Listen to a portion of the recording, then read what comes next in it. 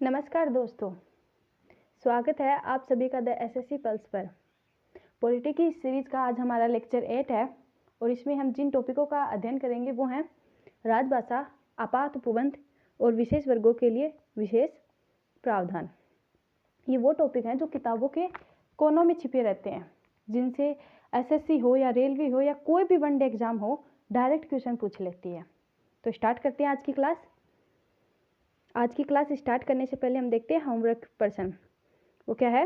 नीति आयोग द्वारा जारी SDG index में राज्यों की रैंकिंग का आधार क्या होता है? ऑप्शन ए केवल आर्थिक विकास, ऑप्शन बी सामाजिक, आर्थिक और पर्यावरणीय लक्ष्य, ऑप्शन सी केवल साक्षरता दर, या ऑप्शन डी केवल विदेशी निवेश। तो क्या है इसका राइट आंसर? ऑप्शन बी, सामाजिक, आर्थिक और पर्यावरणीय लक्ष्य। जो नीति आयोग है वो राज्यों की रैंक जारी करती है। किसके बिहाव पर? एसडीजी जो लक्ष्य हैं अपने 17, उनके बिहाव पर राज्यों की रैंक जारी करती है। तो जो वो एसडीजी 17 लक्ष्य हैं वो किससे संबंधित हैं? सामाजिक, आर्थिक और पर्यावरणीय प्रभाव से संबंधित है।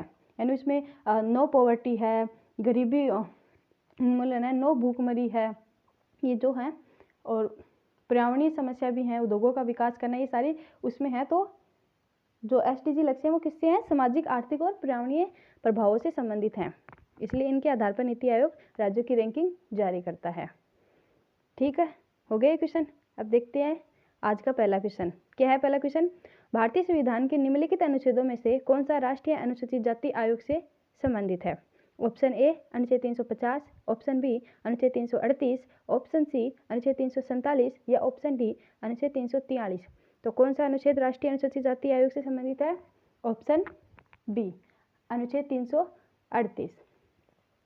मूल संविधान के भाग 16 में अनुच्छेद 338 के तहत अनुसूचित जाति एवं अनुसूचित जनजातियों के लिए एक विशेष अधिकारी की नियुक्ति का प्रावधान किया गया था। यानी जब मूल संविधान बना था 1950 में, तब क्या था कि जो भाग 16 है उसमें 338वां जो अनुच्छेद है उसके तहत एक अधिकारी की नियुक्ति की गई थी, विशेष अधिकारी की नियुक्ति की गई थी, जो किससे संबंधित था? राष्ट्रीय अनुसूचित जाति और जनजाति से संबंधित था। ठीक है, फिर 65वां संविधान संशोधन अधिनियम 1990 लाया गया, जिसमें विशेष अधिकारी की जगह एक आयोग बना दिया गया, राष्ट्रीय अनुसूचित जाति एवं जनजाति आयोग बना दिया गया। यानी दोनों का एक ही आयोग बना दिया गया। यानी 65वें संविधान संशोधन अधिनियम 1990 तक एक ही आयोग था।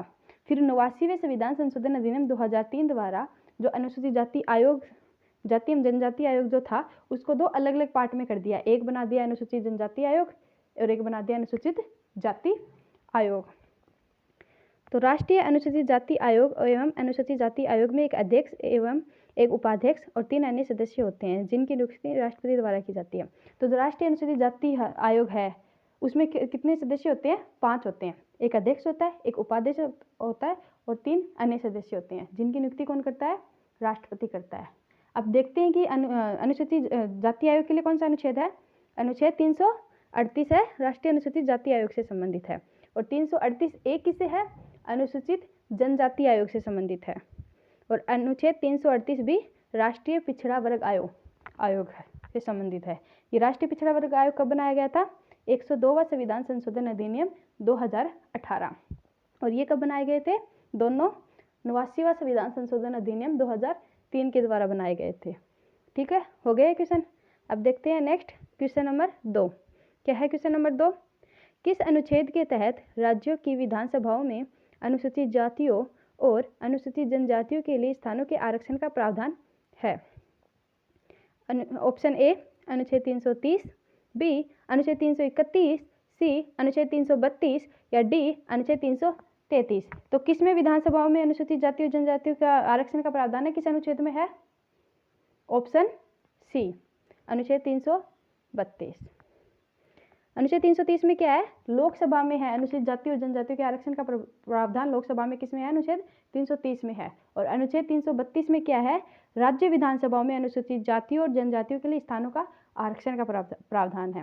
यानी अगर संसद जो है वो किसी क्षेत्र को अनुसूचित जनजाति क्षेत्र, जनजाति या जनजातियों की जाति या जनजाति के लिए आरक्षित कर देती है, तो वहाँ पे जो चुनाव होंगे वहाँ पे अनुसूचित जाति या जनजाति का व्यक्ति ही चुनाव लड़ सकता है और कोई व्यक्ति चुनाव नहीं लड़ सकता है। और जो अनुसूचित जाति जनजाति के व्यक्ति हैं वो नॉर्मल सीटों पर भी चुनाव लड़ सकते हैं और आरक्षित सीटों पर भी चुनाव लड़ सकते हैं। ठीक है, लेकिन आरक्षित सीटों पर सिर्फ जाति और जनजाति के व्यक्ति ही चुनाव लड़ सकते हैं, जिसके लिए आरक्षित की गई है। ठीक है, हो गया क्वेश्चन। अब देखते हैं क्वेश्चन नंबर 3। क्या है क्वेश्चन नंबर 3? भारत सरकार ने द्वितीय पिछड़ा वर्ग आयोग की नियुक्ति निम्नलिखित में से किस वर्ष में की थी? ऑप्शन ए 1990 में, बी 1967 में, सी 1979 में या डी 1972 में। तो किस वर्ष द्वितीय पिछड़ा वर्ग आयोग की नियुक्ति की गई थी? ऑप्शन सी 1979 में। 1979 में वीपी मंडल की अध्यक्षता में द्वितीय पिछड़ा वर्ग की नियुक्ति हुई थी। भारत में सामाजिक और शैक्षिक रूप से पिछड़े वर्गों की पहचान करने के लिए, मानदंड निर्धारित करने और उनकी उन्नति के लिए उठाए जाने वाले कदमों की सिफारिश करने के लिए कहा गया था। तो 1979 में वीपी मंडल की अध्यक्षता की गई थी। जो पिछड़े वर्ग थे, सामाजिक और शैक्षिक रूप से जो पिछड़े वर्ग थे, उनके उत्थान के लिए चीज़ें, उत्थान की सिफारिश करना या उनकी उन्नति के लिए क्या किया जा सकता है, उसकी सिफारिश देने के लिए उसको द्वितीय पिछड़ा वर्ग आयोग की नियुक्ति की गई थी। ठीक है, हो गया क्वेश्चन। अब देखते हैं क्वेश्चन नंबर 4। निम्न में से किस भाषा को संविधान की 8वीं अनुसूची में सम्मिलित नहीं किया गया है? तो कौन सी भाषा 8वीं अनुसूची में नहीं है? Option A Bhojpuri, B Sindhi, C Santhali या डी नेपाली। तो कौन सी भाषा नहीं है 8वीं अनुसूची में? Option A Bhojpuri. मूल संविधान में कितनी भाषाएं थी? 14, और वर्तमान में कितनी है? 22। ठीक है, भोजपुरी 8वीं अनुसूची में नहीं है और अंग्रेजी भी 8वीं अनुसूची में शामिल नहीं है। ठीक है, 15वीं भाषा कौन सी थी? सिंधी, जिसको कब अपनाया गया था? 21वें संविधान संशोधन अधिनियम 1967 में। और 71वें संविधान संशोधन अधिनियम 1992 में कौन कौन सी भाषा जोड़ी गई थी? नेपाली, मणिपुरी, कोंकणी। ये कौन कौन सी हो गई? 16, 17, 18। 18 भाषा कब तक आई? 71वें संविधान संशोधन अधिनियम 1992 में। और फिर बोडो, डोंगरी, संथाली, मैथिली, ये कब जोड़ी गई थी? 92वें संविधान संशोधन अधिनियम 2003 के द्वारा जोड़ी गई थी। अब देखते हैं क्वेश्चन नंबर 5। क्या है क्वेश्चन नंबर 5? भारतीय संविधान के निम्न में से किस अनुच्छेद में देवनागरी लिपि में लिखी हिंदी को संघ की आधिकारिक भाषा के रूप में अपनाया गया था? ऑप्शन ए अनुच्छेद 123, ऑप्शन बी अनुच्छेद 108, ऑप्शन सी अनुच्छेद 343 ए या ऑप्शन डी अनुच्छेद 231। तो किस अनुच्छेद में देवनागरी लिपि में लिखी हिंदी को संघ की आधिकारिक भाषा बनाया गया है, यानी हिंदी को राजभाषा किस अनुच्छेद में है? अनुच्छेद 343 ए, यानी ऑप्शन सी। 14 सितंबर 1949 को संविधान सभा ने हिंदी को संघ की राजभाषा स्वीकार किया था।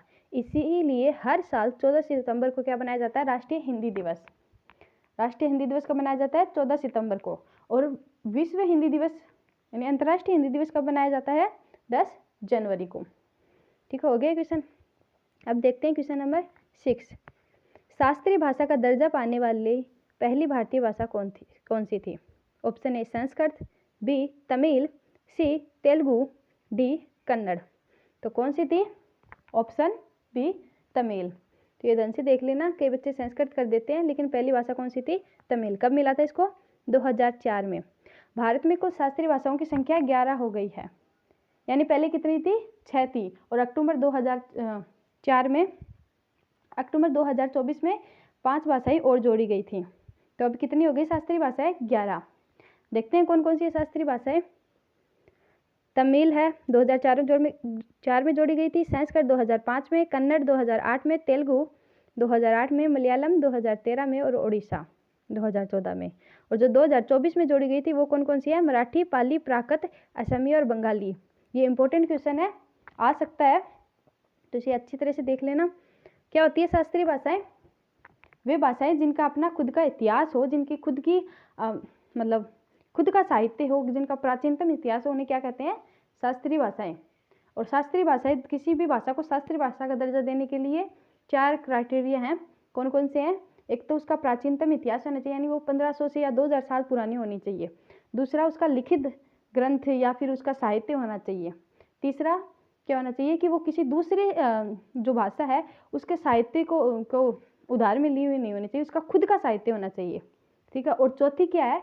कि निरंतरता होनी चाहिए, यानी वो जब से चली आ रही है तब से सेम ही रहे, उसमें कोई बदलाव नहीं आए बड़ा। तो छोटा मोटा बदलाव आ सकता है कि पहले कुछ अलग बोलते थे, अब अलग बोलते हैं। जैसे पहले तमिल, हो सकता है कि पहले की तमिल थोड़ी अलग थी, अब वाली तमिल में थोड़ा सा डिफरेंस है, ठीक है, लेकिन निरंतरता बनी रहनी चाहिए। तो जो ये 4 क्राइटेरिया पूरी कर लेते हैं उन्हें शास्त्रीय भाषाओं का दर्जा दे दिया जाता है, ठीक है। शास्त्रीय भाषाओं का दर्जा देने से वो उस भाषा में, मतलब विश्वविद्यालयों में वो भाषाएं अध्ययन के लिए पढ़ाई जा सकती है, उनको अंतर्राष्ट्रीय स्तर पर पुरस्कार भी दिए जाते हैं। यानी उस भाषा से अगर कोई विद्वान होता है तो उसको बड़े बड़े पुरस्कार भी दिए जाते हैं अगर किसी भाषा को शास्त्रीय भाषा का दर्जा दे दिया जाता है। तो पहली भाषा कौन सी थी? शास्त्रीय भाषा तमिल थी। कब बनाई गई थी? 2004 में। और अब कितनी है? 11। ये इंपॉर्टेंट क्वेश्चन है, एकदम से रट लीजिएगा। और आपको अगर इन प्रश्नों का लेवल अच्छा लग रहा है तो वीडियो को लाइक कीजिए, ज़्यादा से ज़्यादा अपने दोस्तों के साथ शेयर कीजिए और सब्सक्राइब कीजिए चैनल को, ताकि हमें मोटिवेशन मिलता रहे, ठीक है। तो अब देखते हैं क्वेश्चन नंबर 7 क्या है। क्वेश्चन नंबर 7 भारतीय संविधान का अनुच्छेद 350 क से संबंधित है। ऑप्शन ए हिंदी भाषा के विकास के लिए निर्देशन, ऑप्शन बी प्राथमिक स्तर पर मातृभाषा में शिक्षा की सुविधाएं, या ऑप्शन सी भाषाई अल्पसंख्यकों के लिए विशेष प्रावधान, या डी भारत में उच्चतम न्यायालय और उच्च न्यायालयों में प्रयोग होने वाली भाषा। तो 350 क में क्या है? ऑप्शन बी प्राथमिक स्तर पर मातृभाषा में शिक्षा की सुविधाएं। तो अब देखते हैं बाकी जो ऑप्शन है उनको भी देखते हैं। तो अनुच्छेद 348 में क्या है? सुप्रीम कोर्ट और हाई कोर्ट की भाषा है। अनुच्छेद 348 में सुप्रीम कोर्ट और हाई कोर्ट की सभी कार्रवाई अंग्रेजी भाषा में होंगी। यानी सुप्रीम कोर्ट और हाई कोर्ट में जो आधिकारिक भाषा वो क्या है? अंग्रेजी है। और ये तब तक रहेगी जब तक संसद कोई कानून नहीं बना लेती, तब तक सुप्रीम कोर्ट हाई कोर्ट की भाषा क्या रहेगी? अंग्रेजी ही। ये किसमें? अनुच्छेद 348 में है। अनुच्छेद 350 क में क्या है? मातृभाषा में शिक्षा, यानी भाषाई जो अल्पसंख्यक बच्चों के प्राथमिक स्तर पर उनकी मातृभाषा में शिक्षा दी जाएगी। यानी बच्चों को, जो भाषाई अल्पसंख्यक बच्चे हैं, उनको उनकी मातृभाषा में शिक्षा दी जाएगी प्राथमिक स्तर पर। ये किसमें है? 350 क में। क्या? यानी कक्षा, यानी प्राथमिक स्तर, प्राथमिक स्तर पर शिक्षा, ठीक है। और क्या था? अनुच्छेद 350 ख में क्या है? विशेष अधिकारी, यानी भाषाई अल्पसंख्यकों के अधिकारों की रक्षा करने के लिए क्या होगा? एक विशेष अधिकारी होगा। ये किसमें है? 350 ख में। और अनुच्छेद 351 में क्या है? ये केंद्र सरकार का कर्तव्य है कि वे हिंदी का प्रचार प्रसार करे। यानी 351 में क्या है? हिंदी का निर्देशन, ठीक है। ये हो गया क्वेश्चन। अब देखते हैं क्वेश्चन नंबर 8। भारतीय संविधान के अनुच्छेद 356 और 360 पर आधारित अनुच्छेद है। यानी 356 और 360 किस पर आधारित है? ऑप्शन ए निर्वाचनों, बी क्षेत्रीय भाषाओं, सी संविधान संशोधन, या डी आपातकालीन प्रावधान। तो किससे रिलेटेड है 356 और 360? ऑप्शन डी आपातकालीन प्रावधानों। भारतीय संविधान का भाग 18 अनुच्छेद 352 से 360 तक आपात उपबंध से संबंधित है। यानी 352 से लेकर 360 तक क्या है? आपात उपबंध है। और तीन तरह के आपातकाल भारत के संविधान में उल्लिखित हैं। तो देखते हैं कौन कौन से 3 तरह के हैं। पहला है राष्ट्रीय आपातकाल, अनुच्छेद 352। ये कब लगाया जाता है? युद्ध, बाह्य आक्रमण या सशस्त्र विद्रोह, ठीक है। पहले 44वें संविधान संशोधन अधिनियम 1978 से पहले सशस्त्र विद्रोह की जगह क्या था? आंतरिक अशांति था, जिसे 44वें संविधान संशोधन अधिनियम द्वारा हटा दिया गया और उसकी जगह क्या लिख दिया गया? सशस्त्र विद्रोह। प्रभाव क्या है? राज्य की प्रशासनिक और विधायी शक्तियां केंद्र के पास चली जाती है। यानी जो राज्य की जो विधायी और जो कार्यपालिका शक्ति, यानी जो कानून बनाना है राज्य में, वो कौन बनाएगी? संसद बनाएगी, ठीक है। और लागू भी कौन करेगी? संसद करेगी। और ये राष्ट्रीय आपातकाल कब लागू होता है? संसद के विशेष बहुमत के द्वारा, यानी राज्यसभा लोकसभा दोनों के विशेष बहुमत से किसी भी जगह या किसी भी देश में कहीं भी या किसी विशेष जगह पर ये लागू हो सकता है राष्ट्रीय आपातकाल। और हटाने का प्रावधान कौन पारित करता है? सिर्फ लोकसभा ही पारित करती है, ठीक है। और ये पूरे देश या बड़े हिस्से के लिए होता है। तो ये क्या हो गया? राष्ट्रीय आपातकाल। अब दूसरा देखते हैं राष्ट्रपति शासन। ये किसके तहत है? अनुच्छेद 356 के तहत। कारण क्या है? जब राज्य सरकार संविधान के अनुसार न चल पा रही हो, यानी जब राष्ट्रपति को लगे कि जो राज्य सरकार है वो संविधान के अनुसार नहीं चल रही है, राज्यपाल राष्ट्रपति को संशोधित करे कि जो राज्य सरकार है वो सही से काम नहीं कर रही है, तो क्या लगा सकता है? राष्ट्रपति शासन। इसमें क्या हो जाता है? इसका प्रभाव क्या पड़ता है? राज्य की जो कार्यपालिका है वो तो बर्खास्त हो जाती है, और जो विधायिका है वो तो या तो निलंबित हो जाती है या फिर विघटित हो जाती है, ठीक है। और शासन किसके थ्रू चलता है? राष्ट्रपति और उस राष्ट्रपति के बिहाव पर कौन शासन चलाता है? तो किस? राज्यपाल चलाता है। राज्यपाल क्या बनता है? राष्ट्रपति का प्रतिनिधित्व करता है। और कानून कौन बनाती है? संसद बनाती है। ठीक है। और इसे जारी कब किया जा सकता है? इसे जारी करने के लिए केवल सामान्य बहुमत, उसमें क्या था, जो राष्ट्रीय आपातकाल है उसमें विशेष बहुमत की जरूरत होती है, और जो राष्ट्रपति शासन है वो सामान्य बहुमत से भी किया जा सकता है, और ये किसी विशेष राज्य के लिए लागू होता है।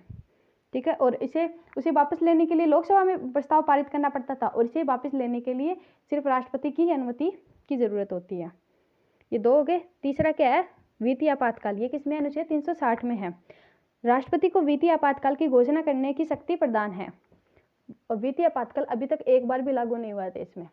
ठीक है। अनुच्छेद 358 और 359 के बीच मुख्य अंतर क्या है? ऑप्शन ए, 358 केवल अनुच्छेद 19 से संबंधित है, जबकि अनुच्छेद 359 अन्य अधिकारों से। बी, अनुच्छेद 358 स्वतः लागू होता है, और 359 के लिए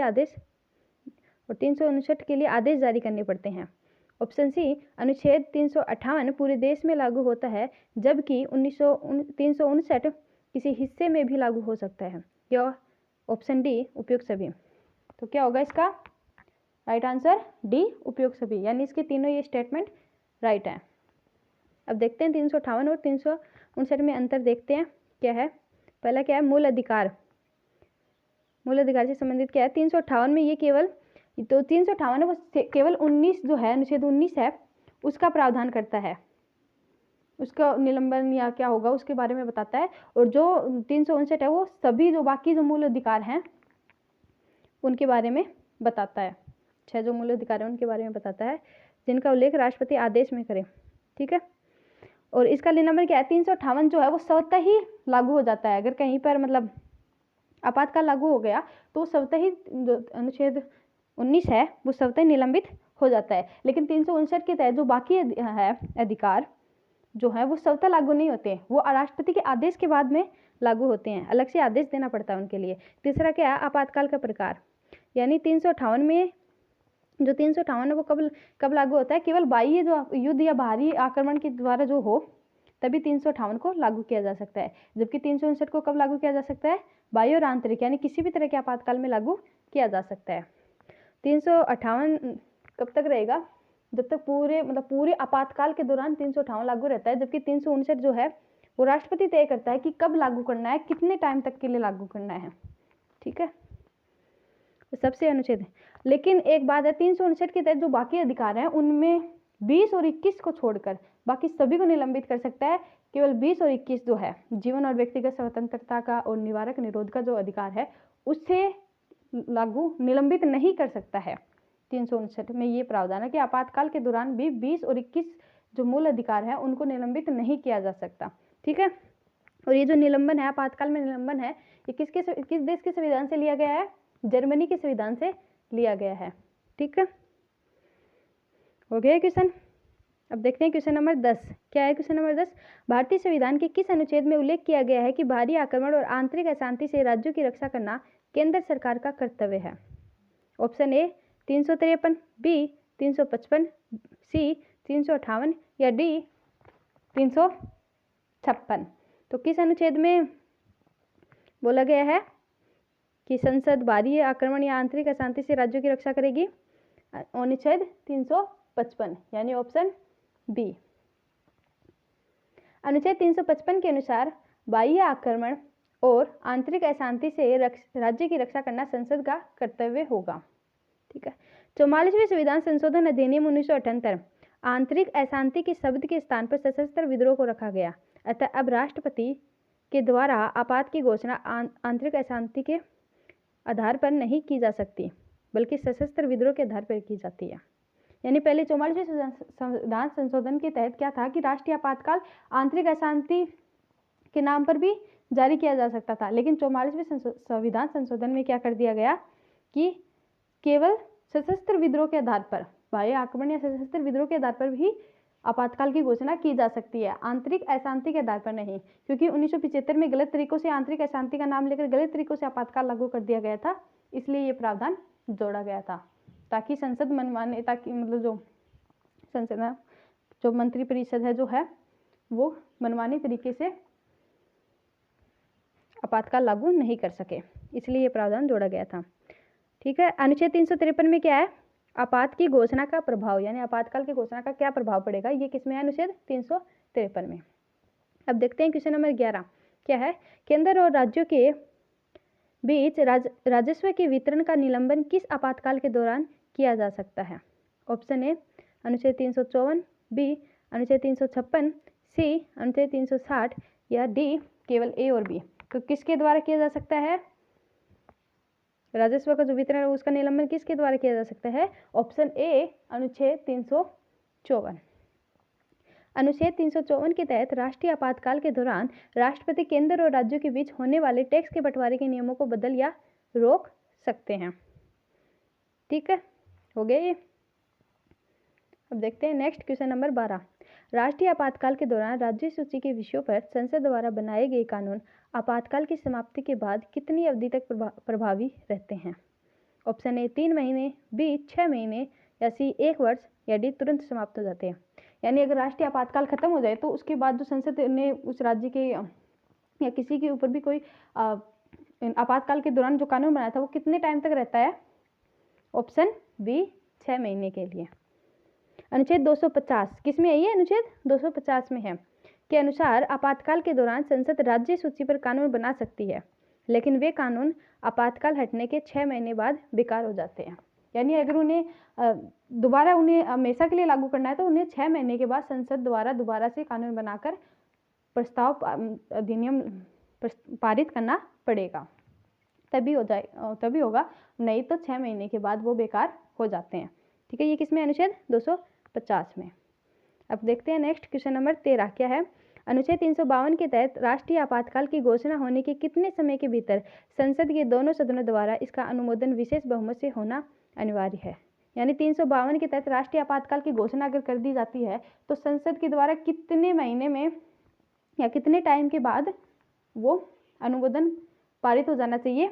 ऑप्शन ए 15 दिन, बी 1 महीना, सी 2 महीने या डी 6 महीने। तो कितने टाइम में पारित हो जाना चाहिए विशेष बहुमत से, ऑप्शन बी 1 महीना। 44वें संशोधन से पहले ये समय 2 महीने था जिसे घटाकर 1 महीने कर दिया गया ताकि सरकार इसका दुरुपयोग न कर सके, साथ ही विशेष बहुमत अनिवार्य कर दिया गया। पहले क्या था, 44वें संशोधन अधिनियम से पहले क्या था कि 2 महीने का टाइम दिया गया था संसद को प्रस्ताव पारित करने के लिए, लेकिन जब 1975 का जो आपातकाल लगा था, जो गलत तरीके से लगा था, तो उसको कि दोबारा ऐसा नहीं हो, इसलिए 44वें संशोधन अधिनियम द्वारा ये प्रावधान कर दिया गया कि 1 महीने के अंदर संसद के दोनों सदनों से विशेष बहुमत से ये प्रस्ताव पारित होना चाहिए। ये किसके लिए है, ये सिर्फ 352 के तहत जो राष्ट्रीय आपातकाल है उसके लिए 1 महीने है, जबकि जो राष्ट्रपति शासन और जो वित्तीय आपातकाल है उसके लिए अभी भी 2 महीने का ही अधिकतम अवधि 2 महीने ही है। राष्ट्रीय आपातकाल के लिए अधिकतम समयावधि निश्चित नहीं है, इसे प्रत्येक 6 माह के बाद संसद से अनुमति लेकर अनिश्चित काल तक लागू किया जा सकता है, जबकि राष्ट्रपति शासन की अधिकतम अवधि 3 वर्ष निर्धारित की गई है। यानी राष्ट्रीय आपातकाल की कोई निश्चित अवधि नहीं है, यानी 6 महीने से हर 6 महीने के बाद संसद के द्वारा अनुमोदित करके अनिश्चित काल तक, यानी कब तक भी उसको बढ़ाया जा सकता है राष्ट्रीय आपातकाल को। लेकिन जो राष्ट्रपति शासन है वो अधिकतम 3 साल तक ही लागू रह सकता है, 3 साल के बाद उसे भंग करना ही पड़ेगा और राज्यों में नए सिरे से चुनाव करवाने पड़ेंगे, या फिर जो सरकार है उसको वापस लाना पड़ेगा, यानी राष्ट्रपति शासन हटाना पड़ेगा, 3 साल से ज़्यादा नहीं कर सकते हैं। ठीक है, हो गया क्वेश्चन। अब देखते हैं क्वेश्चन नंबर 14 क्या है। क्वेश्चन नंबर 14, 1975 में भारत में आपातकाल की घोषणा के समय भारत के राष्ट्रपति कौन थे। Option A Neelam Sanjiva Reddy, B Giani Zail Singh या सी फखरुद्दीन अली अहमद या डी आर वेंकट रमन। तो कौन थे, ऑप्शन सी फखरुद्दीन अली अहमद। भारत में आपातकाल की घोषणा 26 जून 1975 को प्रधानमंत्री श्रीमती इंदिरा गांधी ने अपने स्वयं की मौखिक सलाह पर बिना मंत्रिमंडल के परामर्श के सशस्त्र विद्रोह के आधार पर आंतरिक अशांति के आधार पर राष्ट्रपति फखरुद्दीन अली अहमद से करवाई थी। इसी के बाद 44वें संशोधन द्वारा मंत्रिमंडल की लिखित सिफारिश अनिवार्य कर दी गई। यानी जो 26 जून 1975 को जो आपातकाल, राष्ट्रीय आपातकाल की घोषणा हुई थी, वो श्रीमती इंदिरा गांधी जो थी उन्होंने अपनी मौखिक मतलब अपने मुख से बोलकर ही राष्ट्रपति को ये कहा था कि राष्ट्रीय आपातकाल की घोषणा कर दी जाए। जबकि उसके बाद इसलिए जो 44वां संविधान संशोधन हुआ था उसमें मंत्रिमंडल का जिक्र किया गया था कि मंत्रिमंडल की लिखित सिफारिश पर ही राष्ट्रीय आपातकाल की घोषणा की जाएगी। राष्ट्रीय आपातकाल अब तक 3 बार लागू हो चुका है, यानी राष्ट्रीय आपातकाल को कितनी बार लागू किया जा चुका है? 3 बार। पहले कब किया गया था?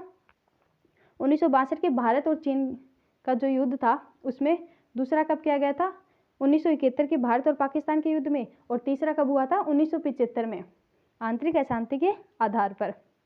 ठीक है, यानी 1965 में भारत और पाकिस्तान का युद्ध हुआ था, लेकिन उस समय राष्ट्रीय आपातकाल की घोषणा नहीं की थी, क्योंकि जो पहला राष्ट्रीय आपातकाल 1962 में जो घोषणा हुई थी वो 1968 तक चला था। यानी जो भारत पाकिस्तान का युद्ध 1965 में होता उसका जो आपातकाल की घोषणा थी वो पहले वाले से ही हो रही थी। ठीक है, और जो 1975 में आपातकाल की घोषणा की थी उससे पहले 1971 में भी राष्ट्रीय आपातकाल चल रहा था। जो 1975 में दोबारा जो राष्ट्रीय आपातकाल की घोषणा की गई थी वो 1971 के आपातकाल को ही बढ़ाया गया था। ठीक है, यानी राष्ट्रीय आपातकाल कितनी बार लागू हो चुका है? 3 बार। और वित्तीय आपातकाल अभी तक 1 बार भी लागू नहीं हुआ है। और जो राष्ट्रपति शासन है वो 100 से भी अधिक बार, यानी 125 से भी अधिक बार लागू हो चुका है। ठीक है, और सबसे पहले राष्ट्रपति शासन कहाँ लागू हुआ था? 1951 में पंजाब में लागू हुआ था। ठीक है, हो गया क्वेश्चन। अब देखते हैं आज का लास्ट क्वेश्चन। संविधान के किस अनुच्छेद में कैबिनेट शब्द का उल्लेख पहली और एकमात्र बार किया गया है?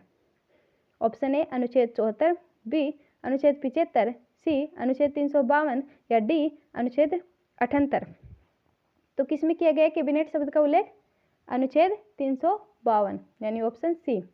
पूरे संविधान में केवल 352 में कैबिनेट शब्द लिखा गया है, बाकी जगह काउंसिलिंग ऑफ मिनिस्टर यानी मंत्रिपरिषद शब्द का प्रयोग हुआ है। और ये कब जोड़ा गया था कैबिनेट शब्द? 44वें संविधान संशोधन द्वारा कैबिनेट शब्द जोड़ा गया था। तो ये थे आज के इंपॉर्टेंट क्वेश्चन, जिनसे हर एग्जाम जो भी वनडे एग्जाम होते हैं सब में क्वेश्चन पूछा जाता है। ठीक है, और अब देख लेते हैं आज का होमवर्क क्वेश्चन क्या है। किस मामले में सुप्रीम कोर्ट ने कहा कि राष्ट्रपति शासन की न्यायिक समीक्षा की जा सकती है? ऑप्शन ए केशवानंद भारती मामले, बी मिनर्वा मिल्स केस, या सी SR बोमई केस, या डी गोलकनाथ केस। तो किस में कहा था न्यायिक समीक्षा की जा सकती है राष्ट्रपति शासन की? इसका उत्तर आप कमेंट बॉक्स में जरूर दीजिएगा। क्लास कैसी लगी है ये भी बताइए। लाइक कीजिए, शेयर कीजिए और सब्सक्राइब कीजिए। पढ़ते रहिए, अपनी तैयारी को मजबूत रखिए। मिलते हैं नेक्स्ट क्लास में, तब तक के लिए जय हिंद, जय